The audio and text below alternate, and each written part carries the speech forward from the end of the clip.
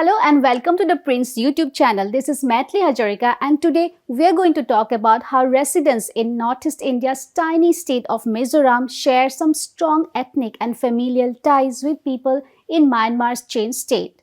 But before that, let's do a quick recap on what has happened in the region in the last few days. The Myanmar military recently targeted a base camp used by the country's pro-democracy forces. The Myanmar army hurled 5 bombs to target this camp known as Victoria, during which 5 people from Myanmar were killed. This was one of the many attacks on pro-democracy forces by the Myanmar army, which took over the country in February 2021. Now, this camp that was attacked recently was located around 10 kilometers from the India-Myanmar border and very close to the village of Pharkawan in Mizoram. The Mizos immediately offered to launch medical assistance for victims of this air raid. So why do people in Mizoram call their neighbours in Myanmar as brothers and sisters? This story can be traced to decades ago. India and Myanmar share an unfenced border of 1,643 km, passing through Arunachal Pradesh, Nagaland, Manipur and Mizoram.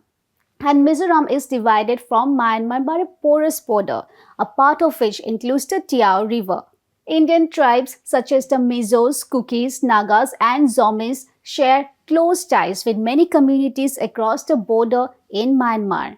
And many tribes from the changed state of Myanmar such as Lai, Tedim, Zomi and Natu similarly share close links with the Mizos of Mizoram and the Kuki-Zomi tribes of Manipur. The Mara tribe, for example, is spread across parts of the changed state in Myanmar and in southeastern Mizoram. They even have their own local government known as the Mara Autonomous District Council.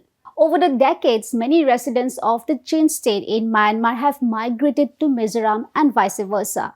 During the Mizo insurgency years of 1966 to 1986, many families sought refuge in Myanmar and later continued to live there. Similarly, many residents of the changed state have migrated to Mizoram during the crackdown on pro-democracy protest by the Myanmar military in 1988. But the close bond among these tribes are not only due to a shared geographical space or ethnic similarities. There have been marriages between families on the two sides too.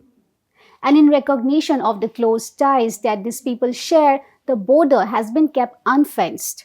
Local residents in Mizoram and Myanmar can travel up to 16 km on both sides of the border and stay there for at least 14 days without visas.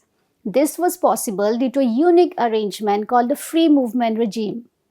Several Myanmarese residents used to visit India regularly for work, to sell vegetables and other items or medical care. And Indians similarly would go to Myanmar for shopping, to buy vegetables or excess goods brought from China and other Southeast Asian countries. This arrangement was, however, suspended 2 years ago due to the COVID-19 pandemic. Considering the ties that people on both sides of the border share, it was hardly surprising that Mizos had called the Myanmarese refugees their families when the coup took place in 2021.